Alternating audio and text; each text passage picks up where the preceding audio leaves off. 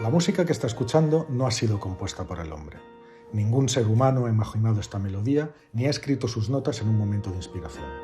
La música que está escuchando es el sonido del coronavirus y ha sido obtenida por un equipo de científicos del MIT para ayudar a estudiar al culpable de la pandemia que ha cambiado el mundo en cuestión de unas pocas semanas. Cada una de las notas de esta melodía representa fielmente diversos aspectos de una proteína muy particular, en forma de espiga, que sobresale en picos alrededor del cuerpo del virus, dándole el aspecto de corona que le ha valido su nombre y que es, precisamente, la que se acopla a nuestras células para infectarlas.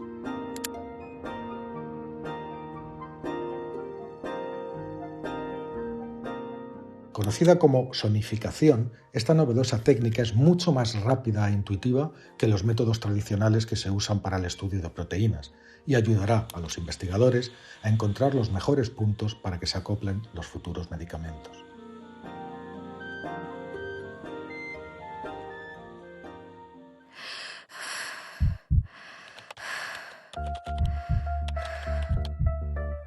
La historia de la pandemia es tan breve como destructiva. Todo empezó el 31 de diciembre de 2019, cuando China informó a la OMS de una serie de graves problemas respiratorios en un grupo de 27 personas en la ciudad de Wuhan. Las primeras pistas apuntaban al mercado de Huanan como posible escenario del salto del virus de un animal a un ser humano. Pero el paciente cero, la primera persona del mundo que contrajo el virus, no fue localizada hasta mucho más tarde, hasta finales de marzo, cuando la pandemia ya se había extendido a más de 100 países. Se trataba de un hombre de 55 años que se había infectado hacia el 17 de noviembre, unas semanas antes de que las autoridades sanitarias chinas detectaran la presencia del SARS-CoV-2. Solo unos días después, el 9 de enero, se produjo la primera muerte en el país asiático. El 10 de enero, investigadores de la Universidad de Fudan en Shanghái publicaron los datos de secuenciación genética del coronavirus y determinaron que es de la misma familia que el coronavirus del SARS. Para el 13 de enero, el virus ya había saltado a Tailandia y 3 días después a Japón. El 19 de enero ya había 201 casos en los 3 países y 3 personas fallecidas. El día 20, el día siguiente, el virus llega a Corea del Sur. Y el 24 de enero se confirman los primeros casos en Europa. El virus había infectado a una persona en Burdeos y a otra en París. El primer caso en España se confirmó el 31 de enero.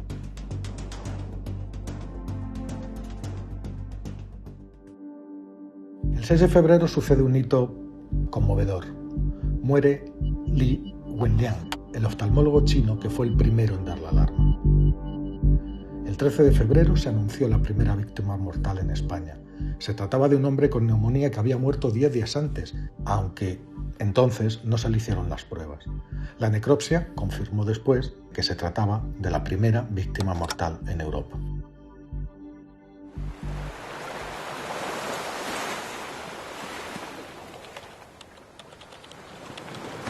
A partir de ese momento, las cifras se disparan y el virus imparable se extiende como una ola mortal por todo el planeta.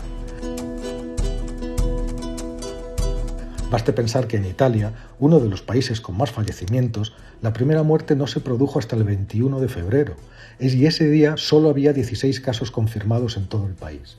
Pero apenas 2 semanas más tarde, el 9 de marzo, con 363 muertos y casi 6.000 infectados, Italia anunciaba el aislamiento total de la nación.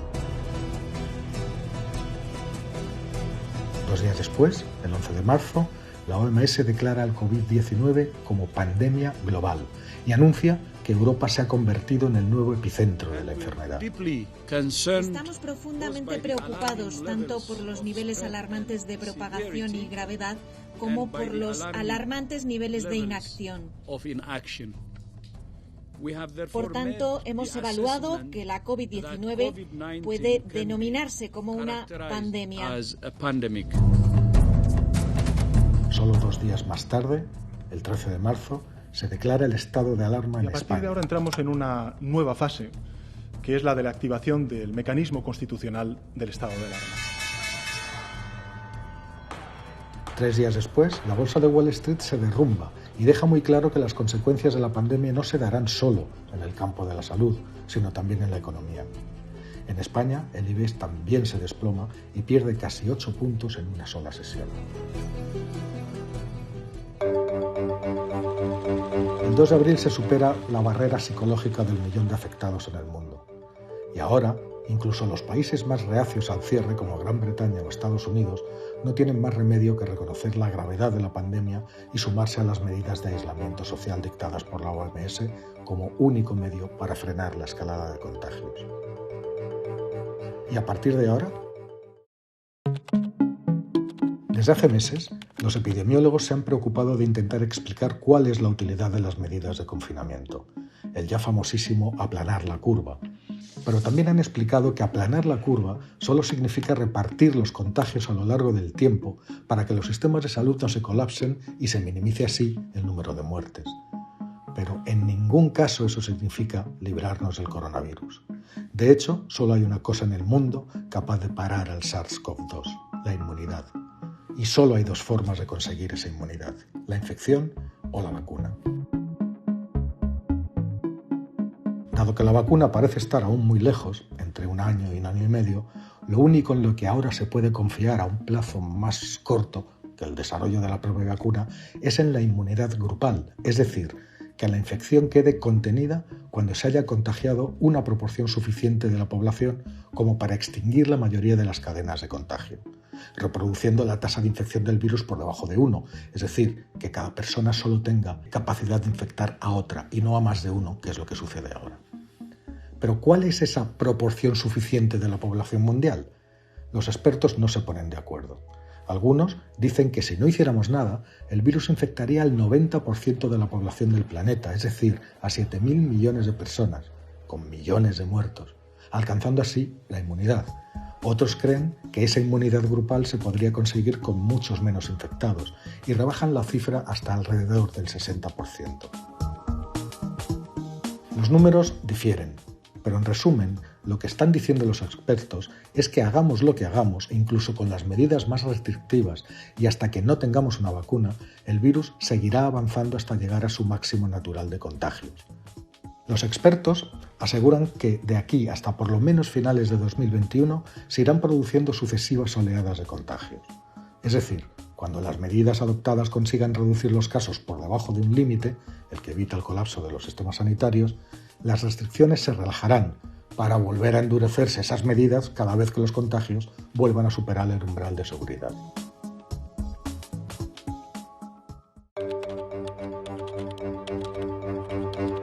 Eso significa que cuando consigamos aplanar la curva y podamos empezar a salir de casa, nos encontraremos viviendo en un mundo completamente distinto al que dejamos cuando nos encerramos. Un mundo en el que los confinamientos más o menos largos se irán sucediendo durante muchos meses y en el que los poderes públicos controlarán a los ciudadanos y todos sus movimientos de una forma que era impensable en democracia hace apenas unas semanas. Los test masivos, cuando lleguen, sacarán a la luz los casos asintomáticos, es decir, a las personas que transmiten el virus sin sufrir ninguno de sus síntomas.